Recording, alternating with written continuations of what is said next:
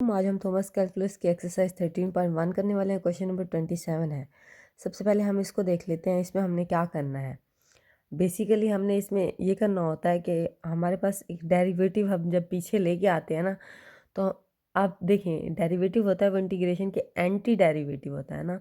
तो बेसिकली जो डेरिवेटिव होगा पीछे हमने उसमें ना कांस्टेंट वैल्यू ज़ीरो की होती है, जैसे 8 होता है, 2 होता है, कुछ भी हो सकती है कांस्टेंट वैल्यू। वो हम क्या करते हैं, पीछे ज़ीरो कर देते हैं। अब हमें तो नहीं पता होता इंटीग्रेशन में जाके कि वो हमने कौन सी वैल्यूज़ जाके 8 की थी, 2 थी, कौन सी वैल्यूज़ को हमने ज़ीरो किया था। तो हम क्या करते हैं, उसकी जगह ये सी लगा देते हैं। अब जब हम यहाँ सी लगाते हैं तो मीन्स कि हम यहाँ चेक कर रहे हैं कि हमने पीछे डेरिवेटिव में कौन सी वैल्यू ऐसी थी जो हमने ज़ीरो की थी, और वो हमारे पास वैल्यूज़ निकलती है। जैसे यहाँ पे अब मैं आपको निकाल के दिखाऊंगी ना, तो हमारे पास यहाँ 1 निकला, 2 निकला, यहाँ 3 निकला, इसी तरह से। अब चले इसको करके देखते हैं। सबसे पहले हमने क्या किया, इंटीग्रेशन लेना है। पहले वैसे कि वैसे ये टी थीटा नहीं है, ये टी है, ठीक है। अब हमने क्या किया, ये D r over d T थी, ठीक है, माइनस मैंने क्या किया, इंटीग्रेशन लगा दिया, इधर सारी वैल्यूज़ लिख दी, ठीक है। मैंने जब इंटीग्रेशन किया तो ये आर टी के इक्वल हो गया, ठीक है, आर टी के इक्वल हो गया। ये हमारे पास क्या होगा, टी की टू, ये जैसे अब इंटीग्रेशन लेते हैं, जब हमारे पास पावर एक होती है तो हम उसको क्या करते हैं, ऐड करते हैं, और नीचे भी ऐसे ही करते हैं, टी की 2/2 आ गया। इसी तरह से यहाँ से भी ऐसे ही, यहाँ से भी ऐसे ही, प्लस सी कॉन्स्टेंट आ गया हमारे पास। यहाँ तक तो आपको बात क्लियर होगी। अब हमें पता है कि हमारे पास इनिशियल कंडीशन उससे क्या दिया, आर ज़ीरो दी है, ठीक है। अब हमें हमारे पास यहाँ भी तो आर टी ही आया ना। अगर हमने यहाँ ज़ीरो किया तो मैंने क्या किया, इधर भी इन टी की वैल्यू में ज़ीरो पुटिंग कर दी। मैंने क्या किया, आर टी में क्या कर दिया, ज़ीरो कर दिया। तो जब मैंने पुटिंग की ये सारी ज़ीरो आ गई मेरे पास, और यहाँ क्या आया मेरे पास, प्लस सी कॉन्स्टेंट आया। फिर मैंने क्या किया, आर टी, ये सारी बातें ज़ीरो था, इनकी तो कोई वैल्यू नहीं थी, मैंने सिर्फ सी लिख दिया, ठीक है। अब हमारे पास इनिशियल कंडीशन उसने क्या दी थी, ये दी थी ना। तो मैंने क्या किया, क्वेश्चन नंबर 27 ही है ना। अब इनिशियल कंडीशन मेरे पास यहाँ लिखी हुई है, ये है, ठीक है। मैंने क्या किया, इन ज़ाहिर बात है ये दोनों सेम है तो मैं इनको दोनों को कंपेयर कर सकती हूँ ना। मैंने क्या, equation number 1 and equation number 2 को क्या कर दिया, कंपेयर कर दिया। अब जब कंपेयर किया, हम ये और ये वाली वैल्यूज़ लिखते हैं, इसको नहीं लिखते कंपेयर में, ठीक है। ये सी वैसे को वैसे ही, कंपेयर वाली ये वाली वैल्यू आ गई मेरे पास, ठीक है। अब हमारे पास पता लगा कि हमारे पास क्या निकला, 1 2 3 ये वैल्यूज़ निकली है। हमें पता लगा कि हमारे पास कांस्टेंट वैल्यूज़ यही थी जो हमारे पास पीछे हमने ज़ीरो की थी डेरिवेटिव में। अब देखें, अब जो हमने इंटीग्रेशन निकाली थी ना, उसके साथ प्लस ऐड 1 करते जाएंगे, ठीक है। ये T2, ये सारा कुछ, ये माइनस था ना, ये माइनस T2 प्लस क्या था, यहाँ से ये 1 लिख देंगे क्योंकि हमारे पास आई के पास 1 था। और जे वाला जे माइनस आएगा क्योंकि मैंने बाहर निकाले था ना, माइनस माइनस T2 आएगा। फिर प्लस हमारे पास क्या था, जे के पास, जे है, के नहीं है, जे है, जे क्या था, 2 था, ठीक है। मैंने यहाँ ऐड कर दिया, फिर जो इंटीग्रेशन होगी उसी में आप पुटिंग करेंगे। फिर ये आया माइनस T2 प्लस हमारे पास ये क्या, 3 के आया यहाँ पे, इसलिए हमने यहाँ ऐसे लिखा। अब आगे देखते हैं कि हमारे पास आगे क्या हो रहा है। 28 में देख लेते हैं। सबसे पहले आप देखिए मैंने क्या किया, इनको अलग अलग कर लिया क्योंकि मैंने इनका इंटीग्रेशन लेना था, ठीक है। ये अभी फ़िलहाल तो ये डी टी ही रहेगा, वो गलती से लिख दिया मैंने, ठीक है। ये फिर यहाँ जाके जब हम इंटीग्रेशन लेते हैं d r over d t ही हो जाता है, ठीक है। अब मैंने जब इसका इंटीग्रेशन लिया, आपको पता है कि हमारे पास यहाँ क्या हो जाता है, टी के साथ एक वैल्यू ऐड हो जाती है ना। मैंने 180 लिखा, फिर टी ओवर नीचे भी 2 आ गया, ठीक है। ये जब कैंसिल होंगे तो हमारे पास क्या आ जाएगा, 90t का स्क्वायर आ जाएगा। इसी तरह से अब देखिए यहाँ हमारे पास सिर्फ कांस्टेंट वैल्यू है, एक वैल्यू है ना, इसके साथ कुछ भी नहीं है, तो ज़ाहिर बात है इसका डेरिवेटिव किसके इक्वल होता है, डी टी। ये हमारे पास टी के इक्वल होता है। तो मैंने क्या किया, 180t लिख दिया माइनस। अब ज़ाहिर बात है ये हमारे पास T2 है, तो फिर T2 है, जब एक वैल्यू एक ऐड होगी तो वो क्या हो जाएगी, टी की 3 हो जाएगी, ठीक है। मैंने भी यहाँ टी की 3 लिख दिया, जे प्लस सी लिख दिया, ठीक है। अच्छा, अब एक चीज़ ये होती है कि हमारे पास जब यहाँ वैल्यूज़ दी जाती हैं ना, तो हम सी नहीं लिखते। क्यों नहीं लिखते, पीछे आपने हमने सवाल भी किए हैं ये, क्योंकि हमारे पास वहाँ लिमिट्स दी जाती हैं, तो हम इसी वजह से हमें पता होता है ये वाली वैल्यूज़ हैं हमारे पास, और यही हमने वो की थी। यहाँ नहीं दी जाती इसलिए हम सी लिखते हैं, ठीक है। अब देखें, अब मैंने क्या किया, हमारे पास इनिशियल कंडीशन क्या थी, ज़ीरो। यहाँ पे आप बुक में से भी आपको दिखा देती हूँ। यहाँ क्या दी है, इनिशियल कंडीशन ज़ीरो पुट करनी है हमने, टी मतलब हमारे पास ज़ीरो होगा, और ये 100 है, ठीक है। टी मैंने क्या किया, 0 पुट कर दिया यहाँ पे। ये कहाँ टी मैंने पुट किया तो ये भी 0 हो गया, ये भी 0 हो गया, कुछ भी नहीं बचा क्योंकि सबके साथ टी था, तो जहरी बात है मैंने 0 किया, ये सी हो गया। अब मेरे पास एक तो R0 आ गया 0 के इक्वल।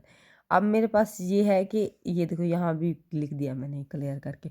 अब हमारे पास एक और जो कंडीशन दी है, इनिशियल कंडीशन, वो क्या थी, R इज इक्वल टू, ये देखिए ये दी गया, R is equal to 100 J, ठीक है।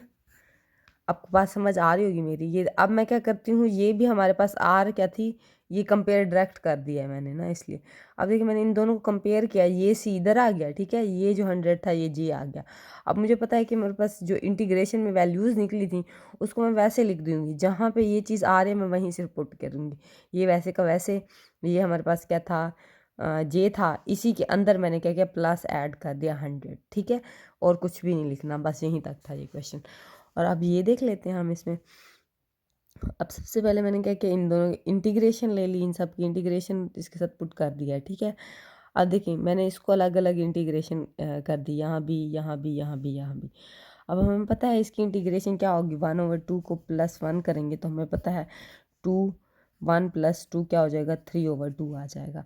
फिर यहाँ देखिए हमारे पास 1/3 आ गया, ये और ये ज़ाहिर बात है कैंसिल हो जाने थे। इसका इंटीग्रेशन क्या आना था, हमें पता है कि जब हमारे पास ये आती हैं तो टी नीचे क्या आएगा, -1 आएगा, टी का डेरिवेटिव, ठीक है, -t का। तो मैंने क्या कि ये माइनस इधर ही डायरेक्ट लिख दिया। अब मुझे पता है ये हमारे पास खाली 1/t है प्लस टी, ये क्या हो जाता है, log के इक्वल हो जाता है 1 + t। तो मैंने क्या किया, यहाँ log लिख दिया और ये चीज़ लिख के कांस्टेंट प्लस सी लिख दिया, ठीक है। अब हमारे पास इनिशियल कंडीशन यहाँ मैंने लिख दी थी, शुक्र है। इनिशियल कंडीशन हमारे पास क्या है, 0 है। मैंने क्या किया, जहाँ पे सारी बात है RT आ रहा है तो मैं भी यहाँ T0 पुट करूँगी। अब मैंने जब यहाँ 0 पुट किया तो हमारे पास ये 0 हो गया, यहाँ तो हमारे पास 0 नहीं होना था, ये 1 आ गया, ठीक है। यहाँ 0 पुट करूँगी तो ज़ाहिर बात है जब भी किसी की पावर 0 होती है वो 1 के इक्वल हो जाती है। और यहाँ लोग क्या है, लोग हमारे पास, आप कैलकुलेटर से भी हल करके देख लें, ये 0 देता है कैलकुलेटर, लोग, ठीक है, ये नीचे जाके 0 होगा। अब देखिए यहाँ 1 आ गया, इससे तो कुछ कोई फ़र्क नहीं पड़ता, 1 के ऊपर जो भी पावर हो 1 ही देगी, ठीक है। ये 0 है तो ये क्या देगा, 1 ही देगा, ठीक है। प्लस ये हमारे पास log 1 है, के प्लस सी। अब ये 1 आ गया, ये 1 -1 आ गया, ये क्या हो गया, 0, मैंने अभी आपको बताया log 0 हो जाएगा। अब देखिए 0 पुट करने से तो हमारे पास ये वैल्यू निकल आए। अब मैं क्या लिख सकती हूँ कि ना 0 ये है। अब इन दोनों वैल्यूज़ को मैं कंपेयर करूँगी, ज़ाहिर बात है ये तो ख़त्म हो जाएंगे। ये कि इधर था, ये देखिए इधर गलती मिस्टेक से लिख ली है ये चीज़, ठीक है। ये मैंने क्या किया, ये वाली वैल्यू सारी लिख दी और ये के था इसको लिखा। मैंने आपको बताया ये और ये नहीं लिखते, कंपेयर करने में ये 2 वैल्यूज़ लिखते हैं, ठीक है। मैंने क्या किया, मैंने सी की वैल्यू निकालनी थी ना, सी मैंने यहाँ रख दिया और इसको इधर ले गए। ये यहाँ प्लस का था, यहाँ माइनस का हो गया, ये माइनस का था, प्लस का, ये हमारे पास वैल्यूज़ निकली। अब मेरे पास जो ज़हरी बात है, जो हमारे पास इंटीग्रेशन निकली थी 0 वगैरह पुट करने वाली नहीं, जो हमारे पास यहाँ निकली थी उन्हीं में ही पुटिंग करनी है। अब ये हमारे पास वैल्यू निकली थी इंटीग्रेशन के दौरान, ये यहाँ भी, अब इसके अंदर 0 भी नहीं पुट हुआ, ठीक है। ये देखें, ये वैसे कि वैसे लिखेंगे, ये -1 लिख देंगे क्योंकि हमारे पास -1 ऐड हो रहा है, ठीक है। ये माइनस का था या प्लस का, ये देखना पड़ेगा यहाँ पे। ये हमारे पास माइनस का है तो हमारे पास यहाँ माइनस ही आएगा, ये देख लीजिएगा आप, ठीक है। अब देखिए ये माइनस आएगा, ठीक है, ये 1 ऐड हो जाएगा, यहाँ से प्लस का था, ज़ाहिर बात है नहीं, ये प्लस का ही रहेगा क्योंकि माइनस सिर्फ इसके साथ, ई के साथ है ना, बाहर तो नहीं है ना माइनस। मैंने कहा यहाँ 1 लगा दिया, ये माइनस जो था ना इसका अंदर ही लिख दिया है, ठीक है। अब प्लस लोग था हमारे पास, ठीक है, ये हमारे पास प्लस, हाँ देखिए ये +1 लिख दिया। फिर हमारे पास लोग की जो सारी वैल्यू थी ये ऐड की, क्योंकि हमारे पास के पास प्लस था हमारे पास। अब देखिए हमारे पास अगला क्वेश्चन क्या है, अगला भी अगर इसी से रिलेट करता है तो वो कर लेते हैं। अब ये हमारे पास, हाँ, क्वेश्चन नंबर 30। अब इसको भी देख लेते हैं। इसमें भी हमारे पास इनिशियल कंडीशन ये है, हमने सिर्फ इंटीग्रेशन लेनी है और पुट करनी। इंटीग्रेशन ली तो ये हमारे पास आई, इंटीग्रेशन से ये भी आ गई, ये भी आ गया, ये भी आ गया। इंटीग्रेशन तो आपको आनी चाहिए, ठीक है। इंटीग्रेशन ले ली हमने, हमारे पास ये सी पॉइंट है। अब हमारे पास 0 टी में हमें क्या पुट करना है, RT में 0 पुट करना है। जब मैंने इधर पुट की तो हमारे पास ये सारी वैल्यू 0 हो जाएगी क्योंकि टी तो सब में मौजूद है। जब टी में 0 पुट करेंगे तो वो 0 आ जाएगा, सी आ गया। अब ये हमारे पास आ गई ये वैल्यू, ठीक है। उसके बाद जो हमारे पास R0 था ये हमारे पास आ गया। अब इन दोनों को कंपेयर करना है तो हमारे पास ज़ाहिर बात है कंपेयर C ये आ गया, R क्या है ये आ गया। अब यही ओनली वैल्यूज़ क्या करनी है, हमने यहाँ पुट करनी है। अब देखिए ये हमारे पास T4 + 2T + 1 लिख दूँगी I, ठीक है, प्लस J में भी 1 पुट करना है तो मैं क्या करूँगी T2 + 1 क्या हो जाएगा J आ जाएगा, प्लस ये वैसी की वैसी वैल्यू लिख देनी है आपने, इसमें कुछ भी ऐड नहीं करना। ये C तो ख़त्म हो गया, इसकी हमने वैल्यू निकाली थी, बस ख़त्म, ये हमारे पास हो गया।